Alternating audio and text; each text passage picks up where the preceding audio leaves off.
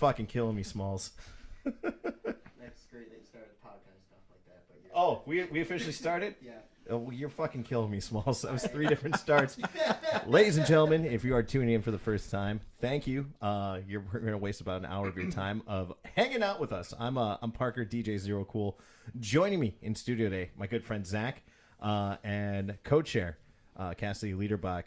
We'll start out with Zach. Zach, you were one of the first people I thought about having on here, and it was because of the fact that we were hanging out one night and you were telling me all these stories about your time overseas and being in the Air Force. So why don't you tell me a little bit about your background and what you did for the Air Force?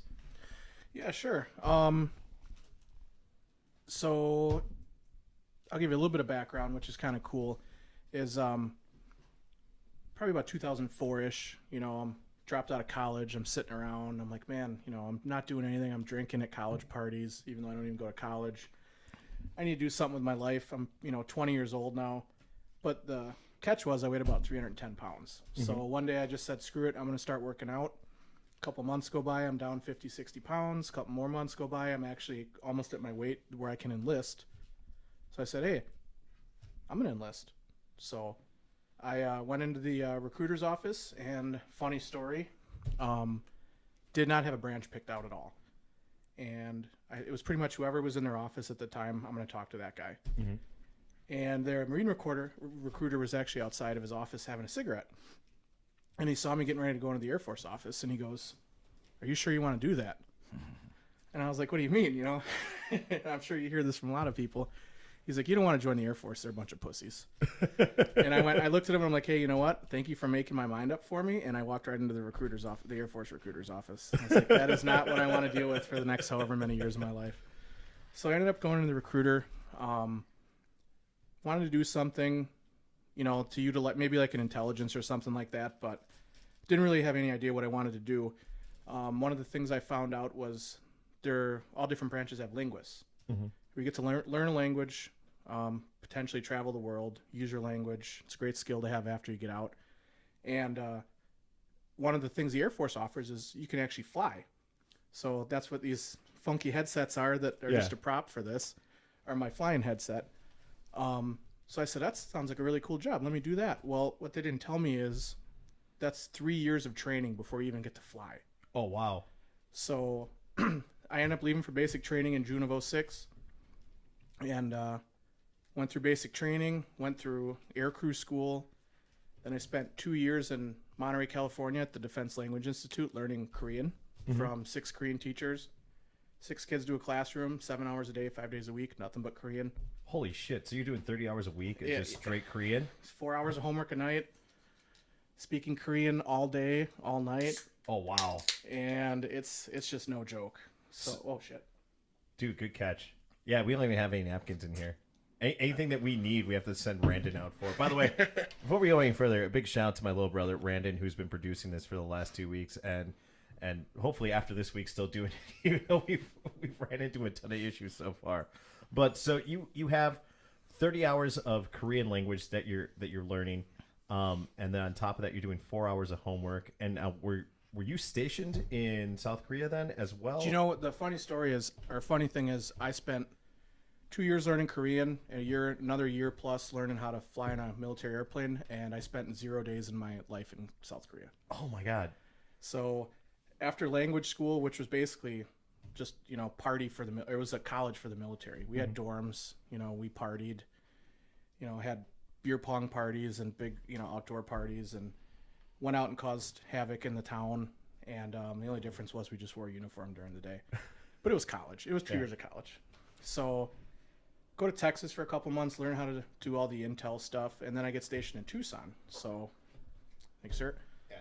Tucson, not really where I expected to go. Join to see the world. I learned Korean, and they put me in Tucson, Arizona. And I knew that I'd probably spend the next 3 years of my life before I got out in Arizona without ever going anywhere else. There's probably 6 Korean people in all of Tucson, and I made damn sure that I met all of them, so I could at least try and keep my language up a little bit. Yeah. But yeah, I spent the next 3 years in Tucson, and I had 2 deployments in those 3 years, and then I got out after my 6 and moved back home. So we were talking when we were hanging out at the bar you were telling me like stories of when you were stationed overseas. Yeah. Can you elaborate on some of those? We'll start with the really funny one that I think is hilarious is that you're telling me about how your pilot you were an autopilot and he was like reading a book and Yeah. you guys were circling, I think outside of Turkey. No, we were on the Afghan-Pakistan border. So, a little backstory on that was, like I said, I spent 3 years learning my job, and then the minute that I graduated and I got my aircrew wings, started flying, as a full member of the aircrew, the Air Force didn't have a need for me. I had my job, I was trained. We're not at war with North Korea, so it's like, well, am I just going to sit here and just train, or what do I get to do? So there was a opportunity to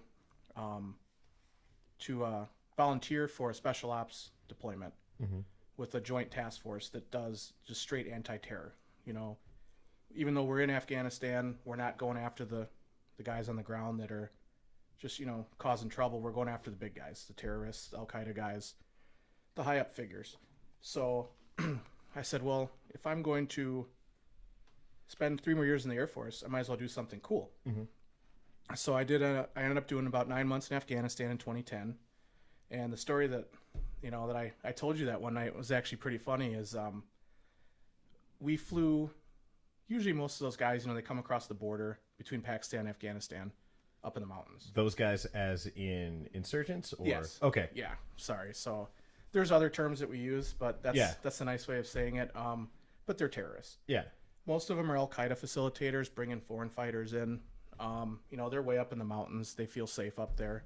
So we have to fly these small little planes along the border. And a lot of times you put the autopilot on and you don't think about, the pilots are up there. Most of them I flew with were contractors, and they would just sit up there and read a book, wasting time because they're not really doing part of the mission. And one day I'm sitting there, I got my head down on my laptop, I'm doing my job, and I noticed, because you're flying in a bank for 3-4 hours at a time because you're flying in a circle. Yeah. So you forget that you're in a bank. Your equilibrium gets jacked up. So it took me a few minutes, and I looked out the window. I'm like, I think we're straight. Well, okay, that's probably not good. So I looked at my screen on my computer, and we were about 5 miles inside Pakistan, which is obviously not a very good thing, not a very good place to be. Scared me shitless. And I immediately jumped on my radio and I said, pilot, and I gave him my call sign, whatever it was for the day. And I said, hey, can you check our position? And he looked down and he's like, oh, hang on. And he grabbed the flight yoke and we banked probably 45 degrees back, and he took us back in Afghanistan. And, all the shit went flying in the plane because nothing's secure. And Yeah. he's like, I'm sorry, I was reading a book. I wasn't paying attention. The wind was strong. It kicked the autopilot off, and nobody realized the plane leveled out. Yeah.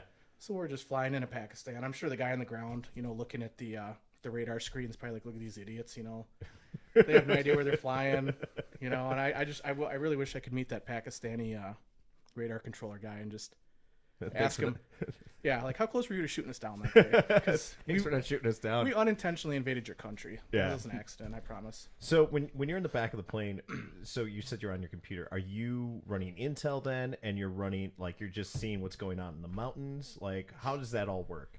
So obviously there's some stuff, that we can talk about. Yeah. So I mean, yeah. obviously, please do not give out any classified information on this podcast. I enjoy my freedom very much. Government, if you are listening, it's not me. It's Zach giving out this information. This is all for entertainment purposes only. None of this is true. Yeah.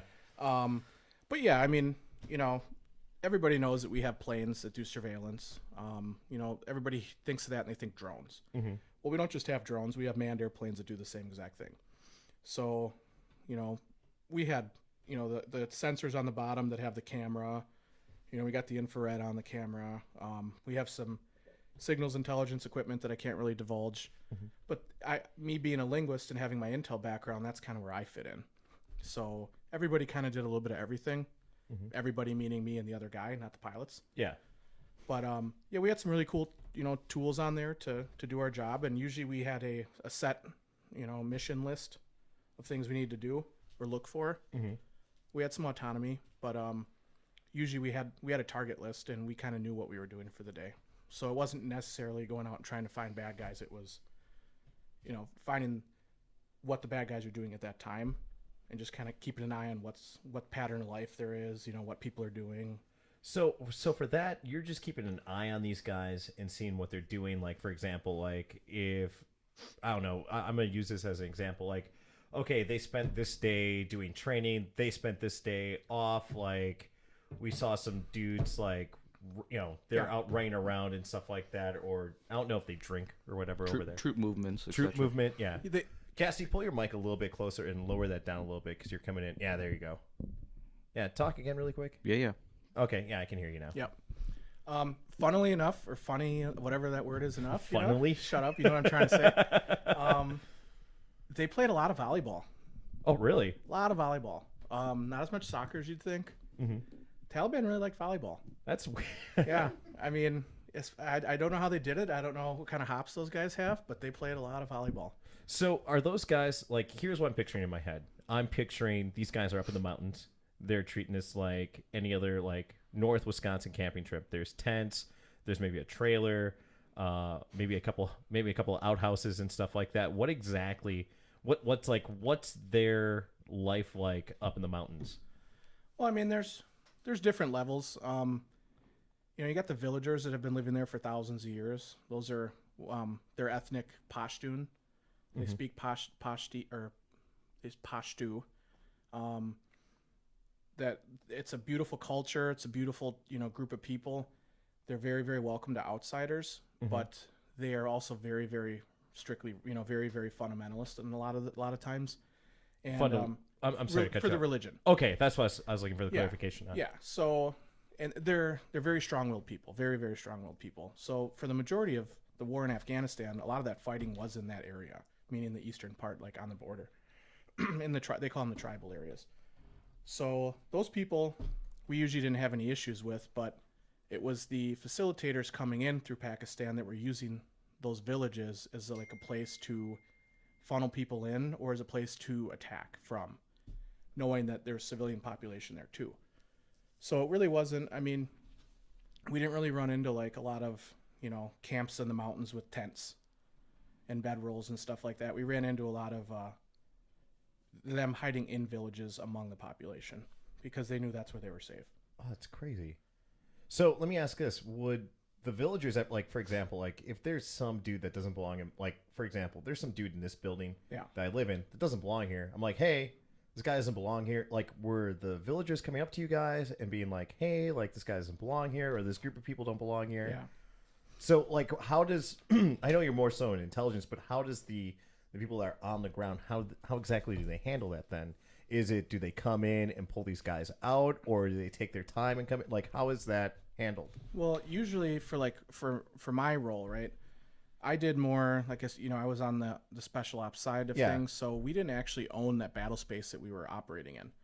So what do you mean you didn't own the battle space? So each part of a country that we occupy at any given time is broken up into different, areas where a different unit will control the area, different American unit. Or, in Afghanistan's case, like the Brits controlled a part of like southwestern Afghanistan, and those units rotate. So depending on the time of the year and what area you're in, maybe it's like a unit from the 101st Airborne, or maybe it's 10th Mountain Division, different Army units, different Marine units operated in the South quite a bit. Mm-hmm. So we kind of operated under the radar in those areas. We let them know we were out there, but we didn't really tell them what we were doing. So I didn't really have a lot of like day-to-day interaction with the people that we were, working against. It was more, I had a real specific set of instructions that I was supposed to do, and we tried to stay out of each other's way, meaning me and the Army units on the ground. Okay. So, but I mean, as far as like you asked, like, I mean, somebody that lives down there, they're not going to tell an Army unit, an Army guy, like, hey, there's a bad guy in my house, because his family will get killed. Oh, so. Wow. Well, I mean, I was just watching an old piece. I was trying to prepare for this. I was watching an old piece about, I think we were actually talking about this before the show, where Obama, like the one time that like any government has ever listened to the people was when Obama wanted to invade Syria. Yeah. And the people just spoke out and were like, that's a horrible idea. Like, don't do this. But on the back end of that, the people that were occupying it slaughtered tons of families because they were occupying that area and took over the territory. So like I was trying to figure out like what's the balance there, of them trying to protect their family, their livelihood, and then trying to keep these people out. Like, is it one of those things that these guys are here, they understand that, and they're just trying to deal with it, or is it them trying to literally just being like, hey, yeah.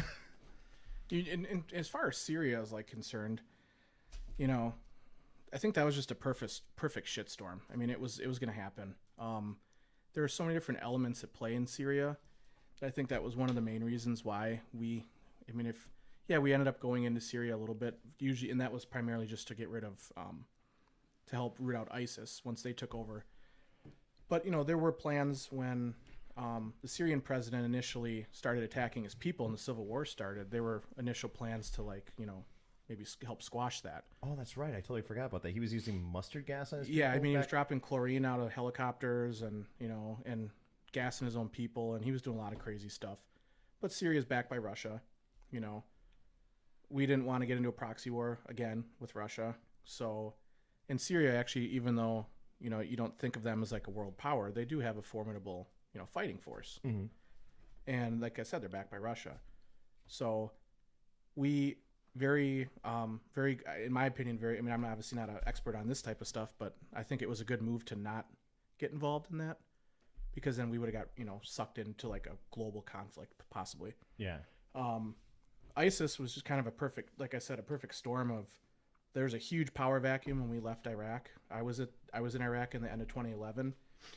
We left at the end of 2011, and then by 2013, ISIS controlled like 25% of the country, and they filtered into Syria and a lot of those, you know, desert regions.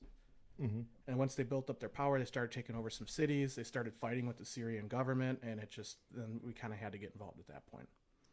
So did you redeploy for that, or were you I was already out. Okay. So I had a lot of friends, you know, when the Iraqi war ended, or when we thought it ended in 2011, a lot of us were like, oh, you know, thank God, maybe we'll stop deploying so much. Mm-hmm. And then this kicked off, and then people are going right back over there. So it's two separate conflicts, but it really never ended. There was like maybe a year gap where it slowed down. That's about it. Okay. Dude, I gotta say, from everything that we've talked about in the past, leading up to this, number one, I think I said this at the beginning. I'm still trying to remember. When I kicked around this idea of doing this podcast, we had spent a night of just, you told me like a ton of stories. I don't know exactly what you can tell. One of the funniest ones was the two neighbors that you were telling me about. I can tell that story. Okay. Yeah. All right. Yeah, there's no secrets in that one. All right, cool. So number one, This folks, is definitely one of the best ones. if you have kids listening, I'm Yeah. going to ask you to kind of shy away, but this one's pretty freaking hilarious. But as I was saying before, you were one of the guys that when I said, I was like, I wanted to do this podcast, you were one of the first people I thought of. And this whole night and the whole stories that you went into was part of the reason for this, because I was like, this shit's fucking hilarious. Why don't you go ahead and tell me about the two neighbors? Yeah. So wait, time out. Set Yeah. the scene for me. Were you wearing a drone, or were you up in a plane for this always one? in a plane. Okay. Yep. I only flew in planes. Okay. And, so for some of these, I thought you were doing drone stuff. So. No, I mean there are drones that do the same work, but I always flew. Okay. And I think in 7 months of flying in Afghanistan, I had 160 combat flights. Usually that's only limited by, you can only fly so many hours before you have to get grounded to rest. Why is that? They just don't want fatigue. That's when accidents happen. Oh, okay. Planes crash. Accidentally flying to other Yeah. countries. Yeah, exactly. Okay. I don't think the contractors I flew with flew under the same rules as I did that day, because they obviously weren't paying attention. Same rules as in, pretty much making a war Yeah. with another country. Funny story about that real quick, though, is, if those guys ever did have a bad day or they weren't feeling well, a lot of times they just go take a nap in the back of the plane, and they'd be like, hey, Sharp, come up here and fly for a little while. It's like, I can do that. So I'd, take my laptop up with me, or I'd just sit in the co-pilot seat, and they'd give me a real quick intro on how to operate the flight controls. They'd tell me, don't touch the rudder pedals, only touch the yoke. Mm-hmm. And they'd say, you push the yoke down, the buildings get bigger. You pull it back, they get smaller. But if you keep pulling it back, they get bigger again as you flip over. Oh, okay. So don't do that. So that's all I needed. So I probably logged maybe a couple hours of flying too when I was over there. The laptop was for the YouTube, like how to fly. Yeah. an airplane. Yeah, exactly. Just to set the scene for me. But yeah, this particular night, we had ops 24 hours a day. Mm-hmm. The war doesn't stop because people, some people are asleep. So that particular night, I was flying at midnight. I hated that shift. I think that was the first shift alpha. It's like 2 a.m. to 6 a.m.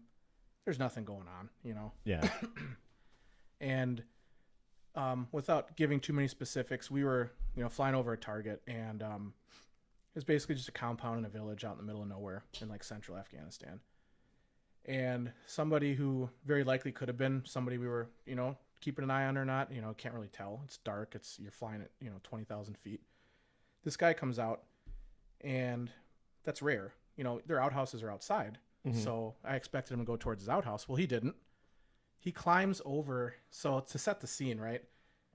In Afghanistan, out in the country, families live in compounds. You might have multiple extended families living in one compound. Like in an apartment building, or It's mud brick. So it's like 6-8 feet high walls made of mud brick, and then they build the living parts into the corners of the rectangular compound. Oh, so it's kind of like a house with a couple different rooms, and then each family occupies different rooms. Yeah, so you have the 4 corners of the rectangle. There might be like a sheep pen on this corner. Oh, okay. There might be like the in-law living in this corner. You might have the main family living in this corner. There's no buildings in the middle usually. Okay. So the guy leaves the house, does not go to the outhouse. I'm like, okay, that's interesting. We got him zoomed in on the camera, and we're watching him, and he climbs over the wall. Well, the neighbor's compound, there might have been 6 feet of room between his wall and the neighbor's wall. He climbs that wall. I'm like, okay, this is getting really interesting because he's by himself. It's 2 in the morning, 2:30 in the morning. He walks over to in front of his neighbor's house, and he vomits all over the place. Okay, that's strange. Maybe he was going to talk to his neighbor, and he got, I don't know, So at this point, I'm like, this is getting interesting, but it could be anything. Yeah. I figured out what he was doing when he then turned around, lifted up the back of his, sleeping like little thing, and then he just shit all over the front of his neighbor's house. I mean, it just, obviously it's not in great detail because we're flying and it's nighttime, but in infrared, you can see the hot spots. I mean, there's some shit coming out.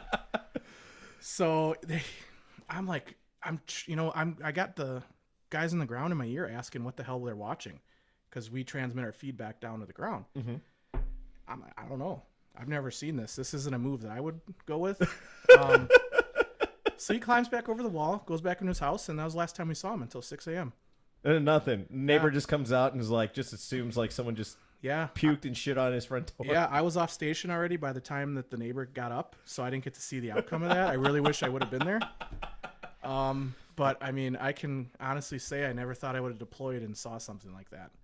I mean, that's as petty as it gets. That's as random as it gets. And, I guess even the bad guys do pranks on their neighbors too, I guess. But I would love to see the guy wake up in the morning and slip and fall in that. yeah, it's like he could have maybe assumed it was a goat, so that got out. I mean, he would have had no idea it was his neighbor. Yeah. It was like, you know what, screw this guy. I'm just gonna go shit all over the side of his house. That's just fucking But awesome. I was like, you know what, I'm glad that I could experience this because I get to tell stories like this on your podcast. So, Dude, let me ask you this: are you guys ever able? And I'm not asking for the footage, but are you guys ever able to just record that and just like you play them back at Christmas parties, be like, "Hey, want to see that time the neighbor took a shit on the other guy's house"?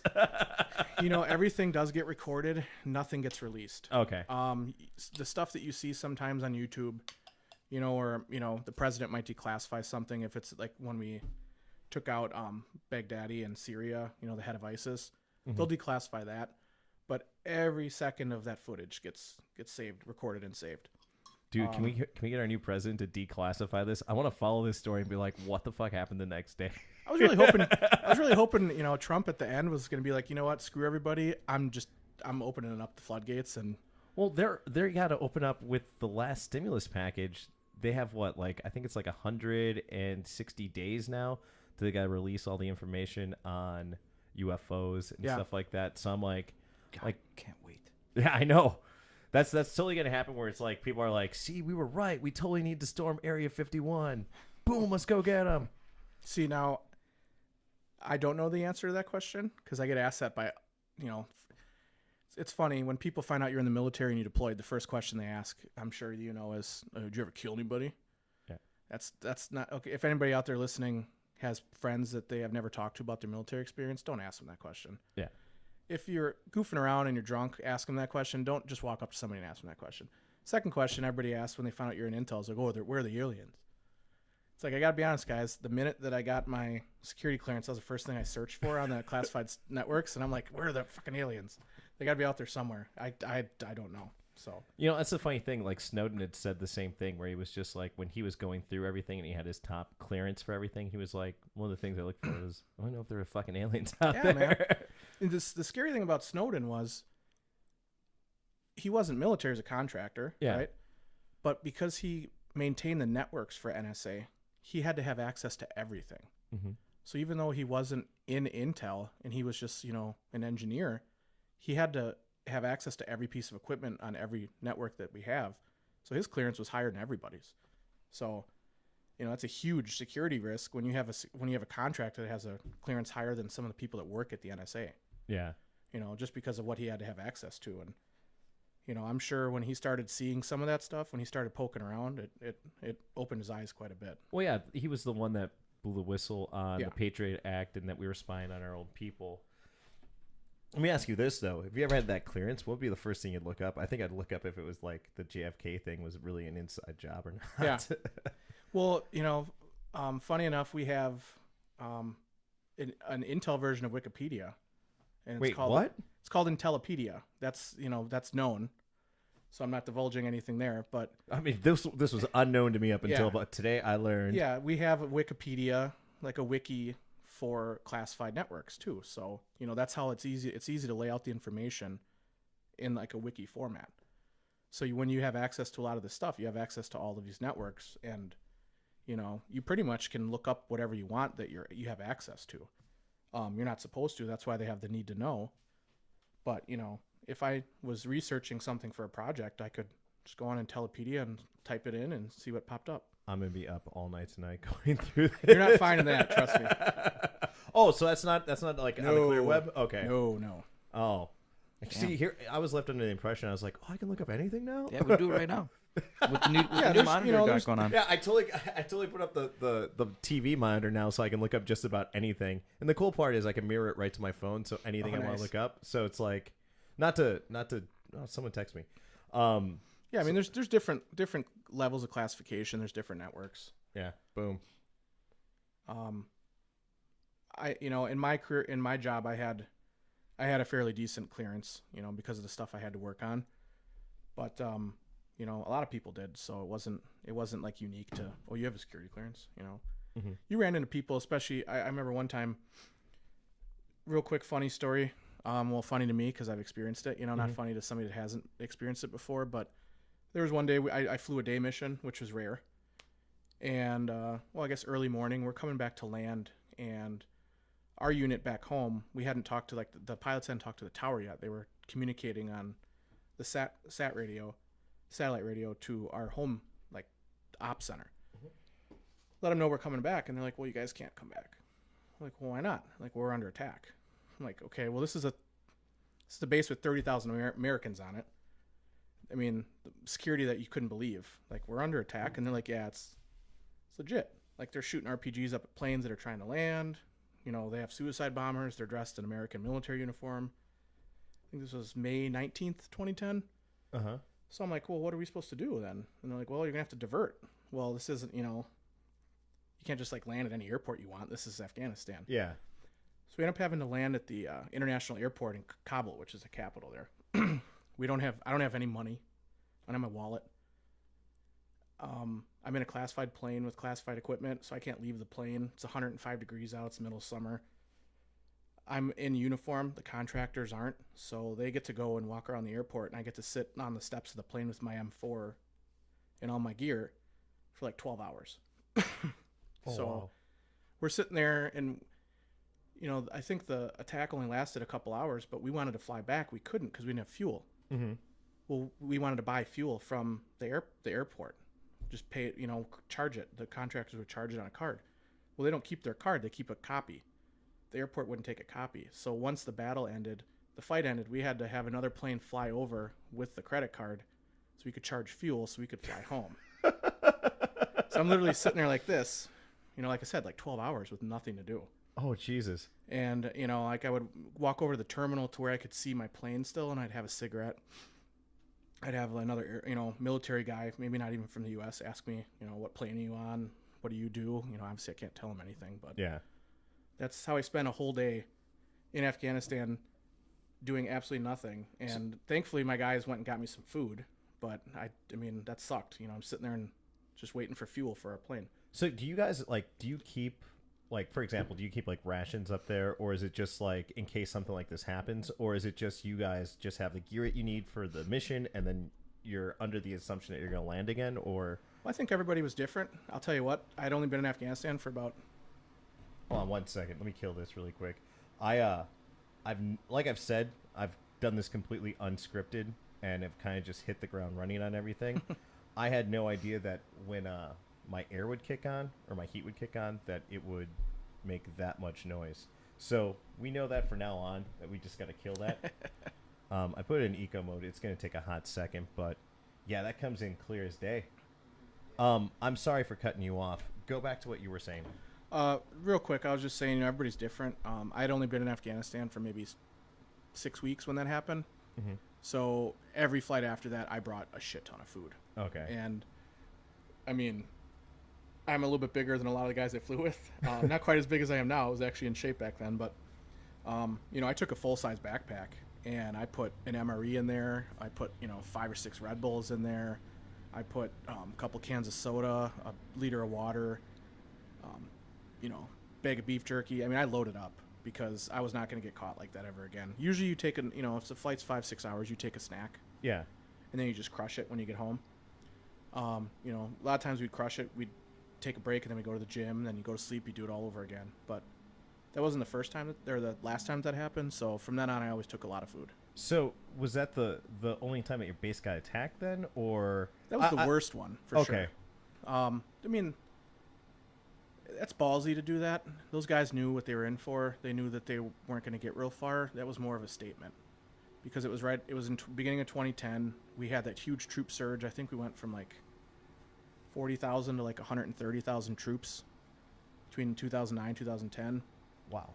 Because the Taliban in the 7-8 years after we invaded slowly kind of rebuilt. Mm-hmm. And then in 2009 they really started fighting hard again, so we had to up our game too.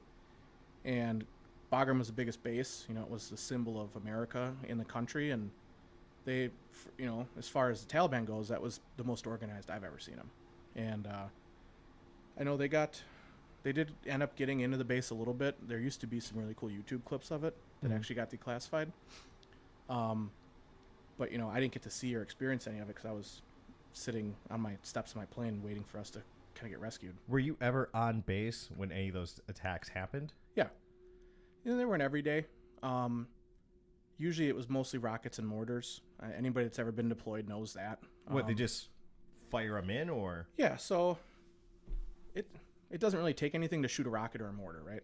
And those guys aren't stupid. They'll go, especially in Iraq it was worse, but a lot of times they don't even shoot them themselves. They'll put a mortar tube down, fill it with ice, put the mortar in, and then walk away. And then by the time the ice melts, the mortar drops down, it shoots off. Oh, wow. They're long gone. Yeah. Or they'll set up a couple rockets. They'll pay a farmer, $20 or threaten them and say, hey, after, an hour after we leave, shoot these off at the base. Because they know we're not going to go take out the farmers. Yeah. They're not dumb, and it's wishful thinking. They know there's probably no chance of anything bad happening, but they're still going to try. And, they got lucky every now and then. I was telling you earlier, I actually had a close call in Iraq where one went right over my head. But, I mean, that wasn't common. So, it's just randomly, you're walking back with your lunch and all of a sudden you're up. Yeah. I mean, it didn't really matter what time of day it was a lot of times, depending on what area of the countries you were in. Night was a little bit more prevalent, but yeah, I mean, you're just walking, and the day that I had my close call, the siren didn't go off. The alarm didn't go off. They must have shot it really, really close to base, so it didn't have time to get picked up. I mean, it flew right over my head, probably 50 feet over my head, blew up right in front of me. I watched it all happen, and here I am in my shorts and a t-shirt with my food. It's midnight.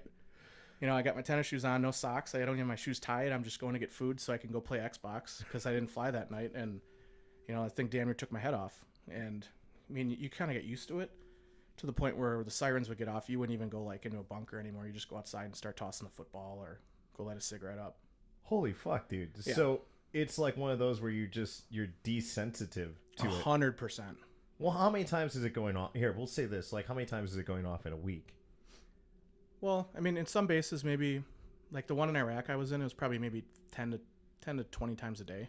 Holy shit. Are you serious? Yeah, well, I mean, like I said, mortars, dime a dozen. You go into China or Iran and buy them, so Wait, shoot them off all the time. what kind of fucking bodegas do they have over there? Where Yeah, like, right? were they like beef jerky, Red Bull, mortars, Well, you know, that's like fake watches? Afghanistan.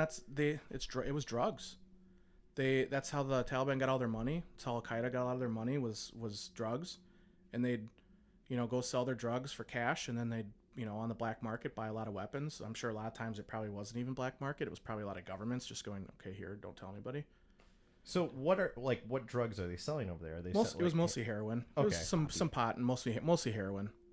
I mean, there were a lot of times, you know, I think the most that any of the ops I was ever involved in, it was like maybe 2,000 pounds of black tar. Holy shit. Yeah, I mean, a couple $1 million worth. So People are just moving a literal ton of heroin. oh yeah, Weed, heroin.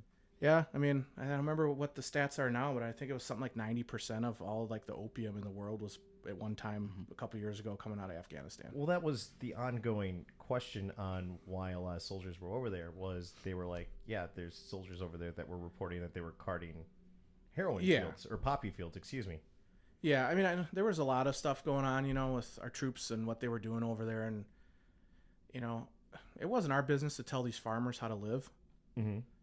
So a lot of times it got overlooked. We just tried to figure out how it was getting distributed because obviously the people that end up with it are the ones that are bad. Yeah. Might not. I mean, you're also talking about these arid countries that don't have fertile ground, so there's only a couple things that'll even grow there. So I'm obviously unfamiliar with poppy. Like, is it poppy? That's Yeah, the poppies. initial plant. So poppies. So does that grow in sand then, or is that like a certain type of soil that It's 90% of this is coming out of the Middle East? Afghanistan, kind of a little bit different climate than the Middle East. I mean, it's soil. It's just very dry soil. Mm-hmm. They're very, very good at, you know, through more so in the last couple decades because the Soviets cut off all their water when they dammed up a lot of the rivers in the middle part of the 20th century. So it's a little bit more dry than it used to be. But they're very good at building irrigation. Mm-hmm. And, I mean, you'd be amazed at what they can get to grow in these dry-ass fields. Well, yeah. Well, there's a will, there's a way. If you know, Yeah. you need, if it's the difference of living a decent life or a Yeah, shitty one, I mean, I imagine you it's figure a farming it out. culture, so that's all they've been doing for Yeah. you know hundreds of years. Pomegranates were real big over there too. There's tons of YouTube videos of like soldiers and Marines walking through, 8-foot tall like forests of weed, just plowing through it, pushing the shit around. Holy shit. You know, in the plane, you can't tell how tall it is. Yeah, But when I you see a imagine- guy walk and then disappears, you're like, oh shit, okay, that's either a really really short guy or that's a really tall bush. Yeah. Well, then you can kind of figure out what the depth perception is then. Yeah. Yeah. That is absolutely crazy. I had no idea about that. I didn't even know they grew weed over there. I figured that'd be frowned on Yeah. like heavily. Well, Where do you think the Afghan Kush comes from, buddy? you know what? That was the first thing that was going through my head. I was like the Afghan Kush a couple of Yeah, summers the ago. Hindu Kush mountains run right through northeast Afghanistan, man. That's I'd love to know if the lineage of that is literally like from Afghanistan, where it's like you get some of these. yeah. Oh, really? Oh yeah. Absolutely. Oh, I'm learning more and more every day. I'm not saying take a vacation over there. No. We're talking about maybe doing Egypt as soon as like we're able to start traveling again. Cassie was talking about how his family, well, his stepdad's from Egypt, and they were traveling over there. Obviously, we're talking about all the traveling and stuff like that, and how he grew this as best as possible. And I got called a terrorist. Yeah, I think from what you were telling me earlier, I think it did a little bit too good of a job. I'm a 1,000-year-old market for some like birthday party for a prophet, essentially, and it's packed. I mean, it's packed like Summerfest, nuts to butts packed. And someone called me a fucking terrorist. I couldn't believe it. I mean, I didn't really know what they said. My stepdad would tell me later. Like, yeah, that guy called you a terrorist. I couldn't believe it. I was shocked. And you're like, no, dude, it's cool. Like, you just start it's talking totally right cool. away. I'm like, I got the Scotty accent. Like, it's all good, bro. Oh, Funny story. I don't know if I ever showed you my tattoo, but this actually is. I don't know if you're a collector, but they make these little plush toys called Dunnies. 4-inch tall vinyl toy. It's a rabbit, and they come in all different. Local street artists they have special editions and whatever. Mm-hmm. Well, my tattoo buddy, all my military friends, we got together and got these Dunnies tattooed. Everybody's are different. I have 2. Mm-hmm. So this one is actually the terrorist Dunny, and his little flag says jihad, Mm-hmm. and then he's got a bomb vest on. Oh, I just saw the vest. Yeah. Yeah. So it's got 1 second left on the TNT bomb vest. I mean, it's a caricature of a terrorist, but I had to. with that one. What's that? Good luck trying to re-enlist with that one. Yes. Yeah, that would get changed into a ninja real quick. And then what's the other one then? The other one is actually Ghost from Call of Duty. Oh, okay. Yeah, that's actually my character right now in Call of Duty. Yeah, so this is kind of my yin and yang tattoos. Like, this is me and the units I deployed with, and these were obviously the guys that we were going after. Yeah. So I got this one when I got back from Afghanistan. I got this one when I got back from Iraq. Speaking of Call of Duty, do you ever get guys being like, "Oh, I totally know what you mean, bro. I'm all up on the war zone." One, when I got to Afghanistan, SEAL Team 4 was actually in the building next to us, right? Mm-hmm. Well, I'm obviously in an intel unit. They're obviously, what they do, and they sucked at Call of Duty. I mean, we destroyed those guys in Call of Duty, and they would get so pissed at us because we'd be like, "Don't you guys do this for real? Like, didn't you do this last night? Like, you literally did this exact thing." And I'm like, "Well, at least I didn't get my ass kicked in Call of Duty last night. We just had such a great rivalry with those guys, but it was all Call of Duty that sparked it."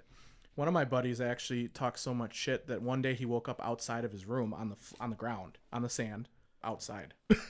What time out? Did they lock the door and Yes. lock him up? Yes. I'm surprised they didn't throw like flashbangs in your guys' rooms and shit.